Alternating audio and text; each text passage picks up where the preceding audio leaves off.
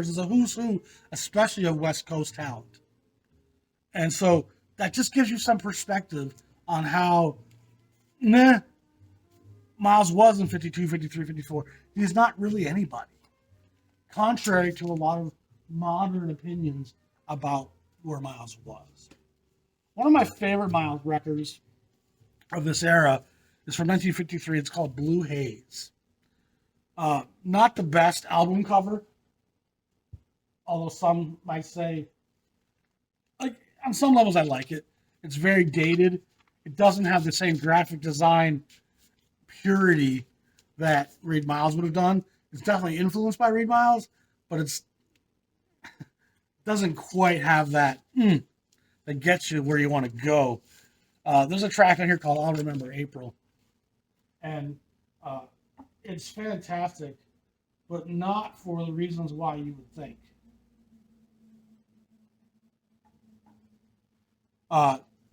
Again, it's taken from multiple sessions, which most things at this pre-LP are going to be. Come on. The group here, again, there's two different groups, maybe three different groups. You got John Lewis on some of this, Mingus is on some of this, Percy Heath, Max Roach, Horace Silver, Art Blakey, Davey Schildkraut, Percy Heath, Kenny Clark. So again, all from 53 and 54. But it's the track, I Remember April, with that young name Davey Schildkraut, which is not a name that's going to have much ring to it for people, that really captured my attention. And here we have Miles in a nice up-tempo setting. Still has that kind of milky sound. It's never going to be that clear bell, the Cliffords. But he's still got that fuzzy warmth, interesting, compelling, swinging groove going on. And it's when I was sitting one day listening to this.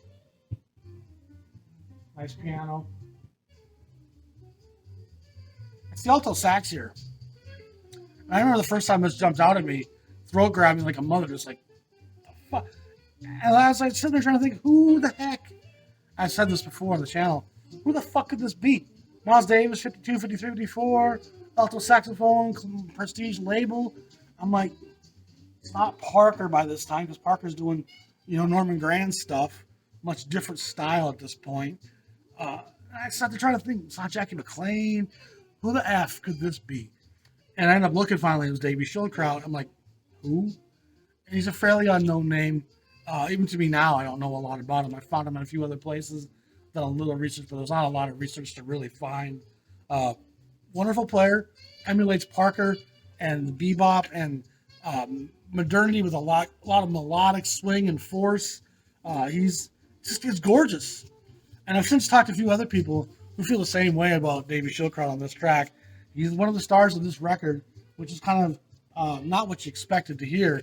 Collector's items, again, by 53.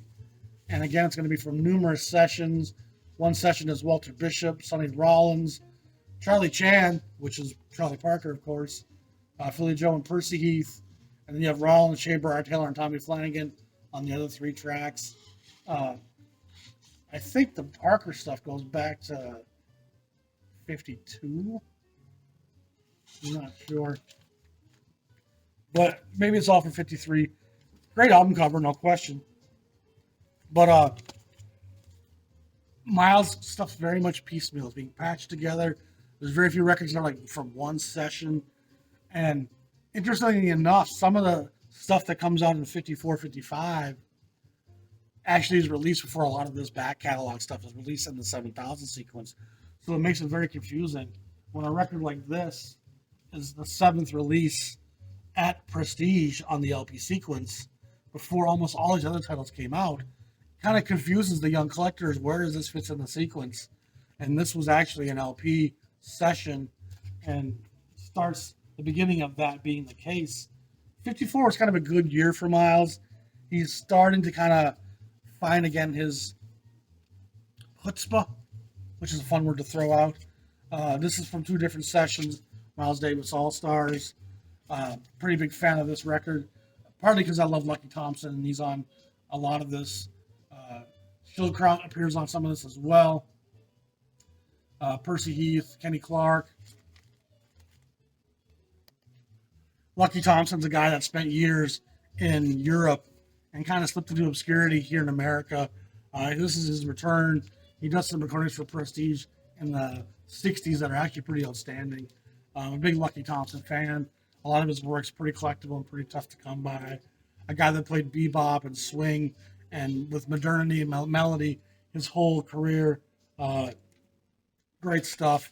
Also from 54 is 2 different sessions with the great Milt Jackson on the vibraphone. I don't think Rollins is on all of it, is he? It's Miles, Jackson, Monk, Clark, Heath, and Miles, Rollins, Silver, Heath, and Clark. So Milt Jackson's not even on all of this. But Bad Grooves, of course, became a pretty big standard. And there's more stuff from Milt Jackson that appears on a record a few years later. Here. This is 6 months after the recordings with Milt Jackson there. That was at Christmas of 54, New Year's Eve, Christmas Eve day, sorry. Christmas Eve they record those Milt Jackson Miles sessions. And then 6 months later he comes back with Milt and makes that record. But first I want to talk about this record from 55. Fantastic stuff. This is one of Miles' first LPs, like I said, 7007. I think it's got Red Garland's on it, and Oscar Pettiford's on the bass, Philly Joe Jones on the drums. So it's the first record Miles does where that quintet's starting to take shape. Garland's in the fold, Philly Joe's in the fold, Miles Davis is in the fold, Oscar Pettiford's filling the chair that Paul Chambers is going to take over. Pettiford, of course, is one of the great bassists of all time. Pettiford's a brilliant mind and a veteran on the scene at that point, but he gives away his chair to Paul Chambers shortly after that. And of course, Pettiford's a leader of sessions at that point of his own and has really kind of seen his own star somewhat ascend, although sadly he passes away before 1960 arrives, or right in 1960 perhaps. I think he spends the last few years of his life in Europe. Oscar's a great, talented voice that I'm a big fan of. I listened to this record a couple times the other day. I found this track, A Gal in Calico, being quite a wonderful little track. I think Red Garland was one of the reasons. I think he's just fantastic on this. But there's that Miles mute that we know. So it's really starting to become part of Miles' sound here by 54, 55. And a lot of other trumpet players wouldn't play the Harmon mute because it became so part of Miles Davis' sound. A lot of guys were like, I can't use that. I'll just feel like I'm stealing from Miles. And it wasn't because Miles was huge at the point. It was just because it was so... Miles kills it with the mute. It's perfect for his style. It actually kind of takes some of the cloud out. It's like, instead of a day with some partially clouds, you put this filter over Miles, and there's actually more light coming through somehow. He sounds cleaner, more precise, more melodically centered, comfortable within himself. It's like, it just gives him this security, I would guess. I think he just felt comfortable with it. It's a bit like a guitarist putting a little delay and sustain and maybe even distortion, where suddenly your notes are going to be all kind of masked. And when you have a super clear tone, clean tone, any little imperfection is going to be very evident. But if a little distortion, some reverb, suddenly everything's going to be kind of blending together and sounding different. And so it definitely changes Miles' style.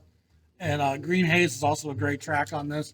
And you got to be a fan of Oscar Pettiford. So another interesting record that comes out in 55 is by this one's here, Miles Davis, Blue Moods. And I was going to call this one Green Haze because of the cover, but it's Blue Moods. And it's on Debut Records, which was a label Charlie Mingus started and was basically recording friends and musicians. And of course, it eventually goes to Fantasy Records because Mingus was dating one of the daughters of one of the owners of Fantasy. Something like that. Anyway, I know he gives the record label to his wife for her birthday at some point, and they end up selling it to fantasy somehow like that. But it's been a while since I did that research. My mind can only fill so much jazz information in it before some of it starts to leak out. I also listened to this the other day. Very on Miles sidemen here. You have Britt Woodman on the trombone, a name that's not very popular. Mingus is on the bass. The great Teddy Charles on the vibraphone, and he's doing most of the composition and arrangement on this. It's kind of a moody piece. And then young Alvin Jones shows up here in '55, fresh from Detroit, well before his time with Coltrane in 1960 through '65. Alvin Jones is kind of just a youngest brother of course, the great Hank Jones, one of the great pianists of all time in jazz. And then, of course, Thad Jones, one of the great trumpetists of the swing into the bebop era, into hard bop. Thad's there that whole time. And this is Alvin, one of his earliest recordings. Again, it's a very interesting piece. Teddy Charles is in charge here. And so even though it's given Miles Davis his name, and Miles Davis was probably as big a name as any of these guys at this point, Teddy Charles had some popularity. He's from the Massachusetts area. He was a white cat, which gives you a whole different circle of exposure.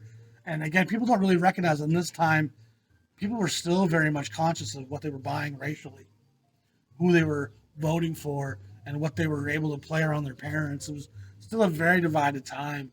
But this is obviously a mixed group. So Teddy Charles is probably as popular as Miles at this point. Mingus, it's really hard to gauge Mingus's popularity.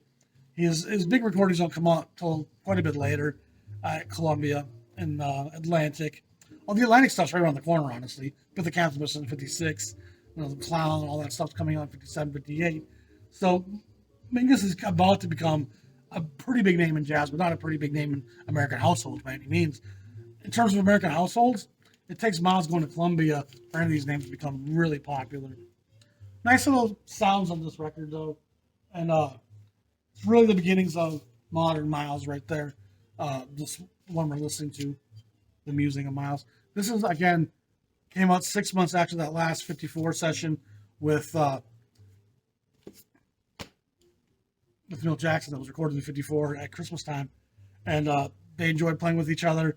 And they decided to work again here in 1955. It's a nice record. Listened to it the other day. I enjoyed a couple of tracks quite a lot. Jackie McLean shows up here as a very young student of the music, I guess you could say. Percy Heath of the Heath families on the bass. Art Taylor and Ray Bryant's on the piano. And you have piano and the vibraphone, which you don't always get that. Oftentimes, when you have a vibraphonist, you might forego having a piano player, but they have both on that. Great album, and a great album cover as well. And that leads us to 1955 Miles, which has a greenish version and a bluish version. This is the first record with the actual Miles Davis quintet. And this is the beginning of Miles' ascendancy. Sadly for Prestige, Miles' star was about to change. And he's playing at Newport Jazz Festival, I think it's in '55. And George Avakian from Columbia Records is there. And he's really impressed by Miles kind of showing himself. And he's playing in this larger ensemble.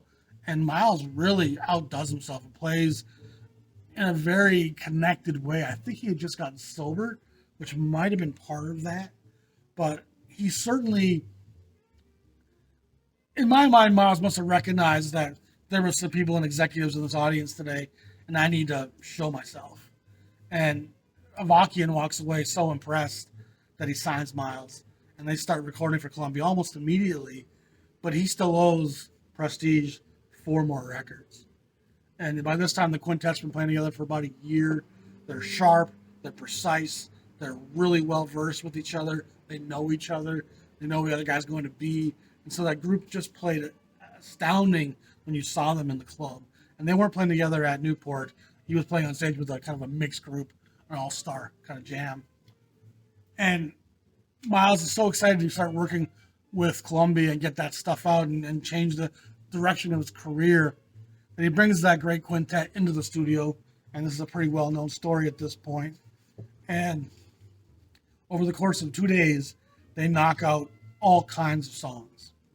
Enough for Prestige to make those 4 records over the next 2 years. be released. Number 70, 94, so probably 1956 or 7, probably 56. Relaxing, 56. Working, 56, 57. And then the 58 probably is Steamin'. So these 4 records are really from one session. Anybody who knows jazz very well knows about this. I don't need to go into it in too depth. But this is some of the greatest stuff in the jazz canon. Miles is hungry and focused and is ready to move on to newer things. Coltrane and company are just churning it out. Garland, Chambers, Philly Joe.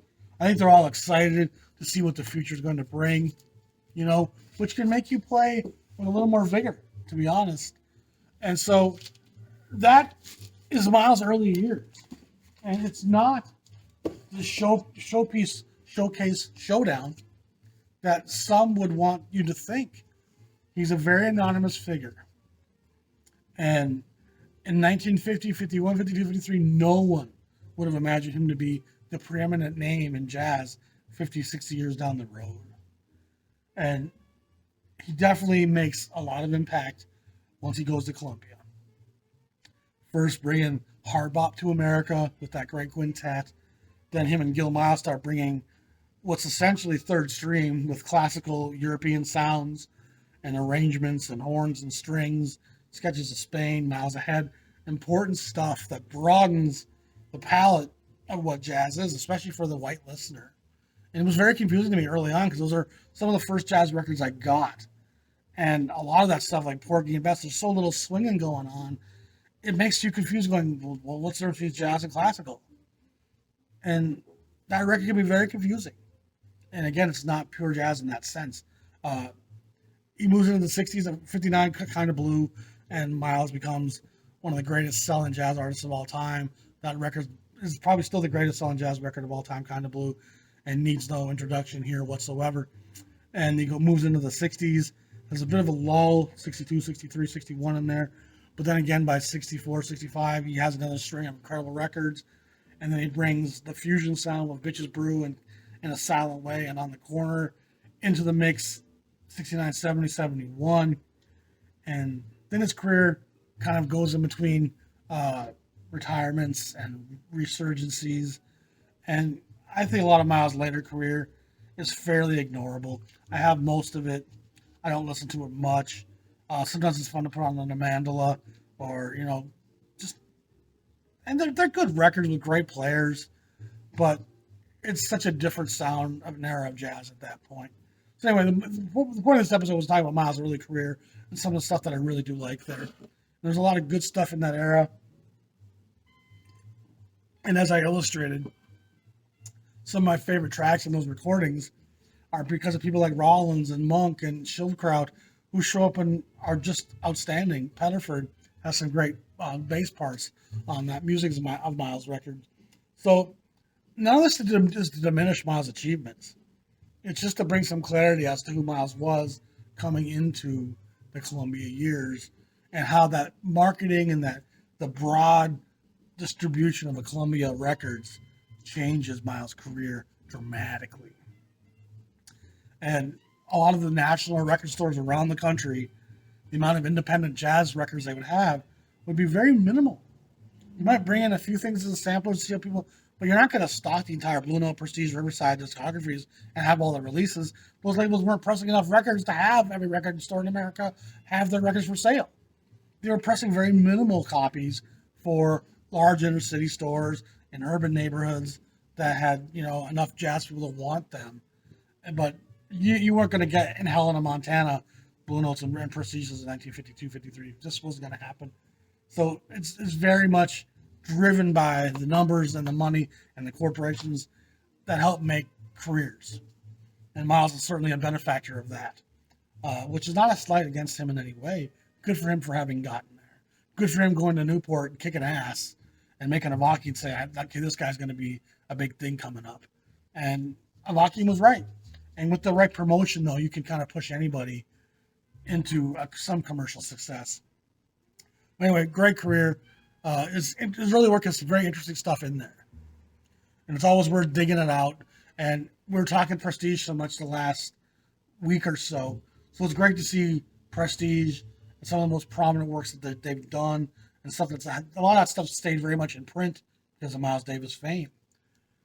Prestige probably is more popular today in some ways than they were in the era these records were coming out. Because Miles Davis' fame has gotten so big and broad, there's a demand for his earlier Prestige work that keeps Prestige on the map. And so you discover the great jazz labels through the great musicians who worked there. You discover Coltrane before you discover Blue Note. And then it kind of trickles down and spiderwebs its way into all the different facets, which is one of the fun things about jazz, although it can be exhausting at times. Anyway, I hope you guys enjoyed that. I needed a break from doing the flip throughs. We'll probably get back to that series here, but I want to take a little break from it here for a little bit.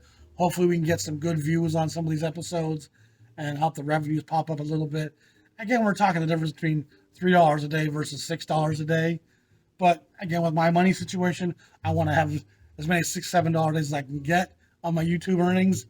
Again, it's such a minute difference for me at this point. But I'm hoping this body of work I've put together on this channel will stand the test of time and people can come back and watch these episodes for years. I'm hoping people can discover this channel 10 years from now and there'll be such a great body of work here that they're going to be like, man, you got to check out this guy, the Jazz Shepherd. He made these recordings 10 years ago talking about classic era jazz, but it's great stuff. He's passionate and he loves it and he speaks from the heart. And I think that's the key to what makes my appeal is I speak from the heart, I speak with passion, I speak with hopefully knowledge. I'm not always right about everything. I try to correct myself when I'm wrong. But y'all be blessed. Subscribe to the channel if you haven't. Go to the Patreon page if you want to help support the channel. Go to the merchandise store and check out all the great hoodies and t-shirts and coffee cups. All that stuff helps support me and my family, guys. And it's very appreciated. And it helps me develop friendships too. You know, I love to respond to everybody I can in my comments. But if you're one of my Patreon members or someone who I know has posted pictures of them with one of my shirts on, it's easier to even go deeper into dialogue and start messaging on Facebook and getting to know people. And I've gotten to know a lot of great people through this, which is great because the world has more and more people I don't want to get to know. And so if you love jazz, that's a fairly good clue that, okay, I could probably kick it with this guy. We could probably hang. We could probably get to know each other, you know, versus if you've never heard of Clifford Brown, I'm like, maybe, but I can only talk sports so long. You know, I mean, sports is the great kind of middle road that you can talk with anybody, especially in America, you know, any guy that you don't really feel comfortable with. I don't want to talk politics. I don't want to talk religion. I don't want to talk social issues. How about those Blue Jays, those Yankees, those, you know, Globetrotters? You bring up sport as this kind of conversation thing. They'll give you some commonality without having to ever discuss anything too deep to reveal where they come from too much. Anyway, talk to y'all soon. Be safe. I'm going to spend some time with my animals. Peace.